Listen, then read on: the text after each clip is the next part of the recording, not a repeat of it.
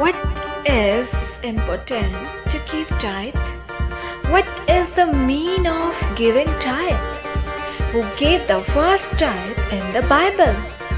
What are the advantage or disadvantage of giving tithe? We will learn it only by Bible. Genesis chapter 14 verse 18. तब शालेम का राजा मलिकिसदक, जो परम प्रधान ईश्वर का याजक था, उसने अब्राम को आशीर्वाद दिया। आशीर्वाद इसीलिए दिया क्योंकि वर्स 20 में लिखा है, अब्राम ने उसको सब वस्तुओं का दशमांश दिया, यानी जीत के सारे माल का पहला 10वां हिस्सा। जी हाँ, जो धन अब्राम ने दूसरे राजाओं पर आक्रमण करके जीत लिया था, उसी का 10वां हिस्सा अब्राम ने ना किसी के कहने पर और ना ही व्यवस्था के होने तक, क्योंकि व्यवस्था तो मूसा ने दी, वो भी बाद में, और उससे भी पहले, यानी सबसे पहले अब्राम ने ही खुदावन को, जो आदि है और अंत है, अपनी जीत के माल का पहला 10वां हिस्सा दिया। इसी के कारण खुदावन जो खालिक है, उसने अब्राम को बरकत दी, जिसके बारे में हम इब्रानियों 7 बाब उसकी 2 आयत में पढ़ते हैं। लिखा है, धर्म का राजा और फिर शालेम का राजा, अर्थात शांति का राजा, जिसका ना पिता न माता है, न वंशावली, जिसके दिनों का न आदि और न जिसके दिनों का अंत। उसी को अब्राम ने जीत के माल का अच्छे से अच्छे का 10वां अंश दिया। We know that ये अब्राम का प्यार ही तो था, जो उसने परमेश्वर को टाइट देकर जाहिर किया।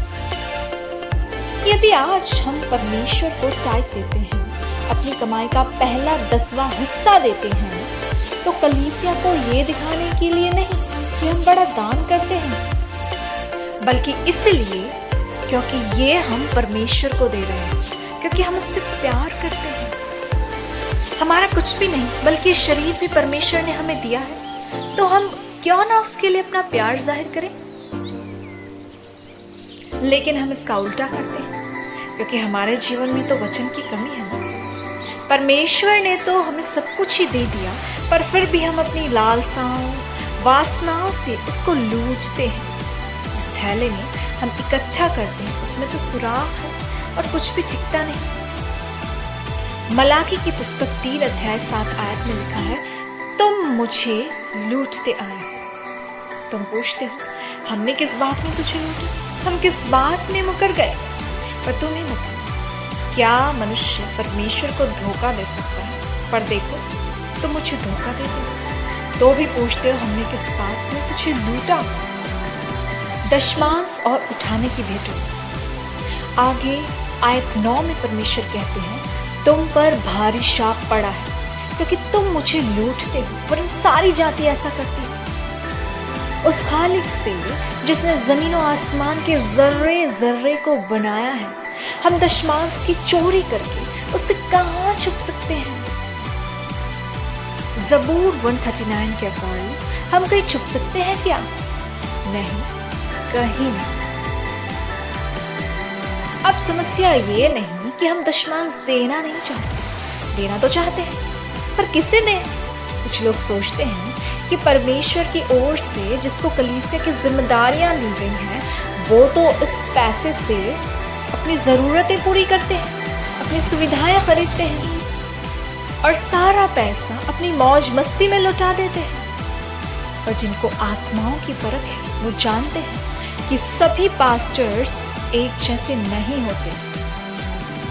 शमूएल की किताब में हम पढ़ते हैं कि यदि एली के बच्चे लोफर थे, तो क्या हन्ना का पहला बच्चा, जो उसने अपने ईमान से खुदावन का खादिम होने के लिए दे दिया, क्या हन्ना की वो भेंट बेकार ठहरी? नहीं, हम ये अच्छे से जानते हैं। क्या हमको अपनी कमाई का पहला 10वां हिस्सा उस सुसमाचार प्रचारक को नहीं देना चाहिए, जिसको हमारे स्वर्गीय बाप ने कलीसिया की जिम्मेदारी देकर अपना दास ठहराया है? क्योंकि हम चाहे जानते हुए भी अनजान बने, पर ये सच है कि वो उस पैसे से कलीसिया के कामों को ही करते हैं, और चाहे वो ऐसा ना भी करे, फिर भी हमें उनकी परवाह छोड़ अपने परमेश्वर के सामने अपना ईमान को दुरुस्त रखना ही होगा। उनका हिसाब उनसे होगा और हमारा हमसे।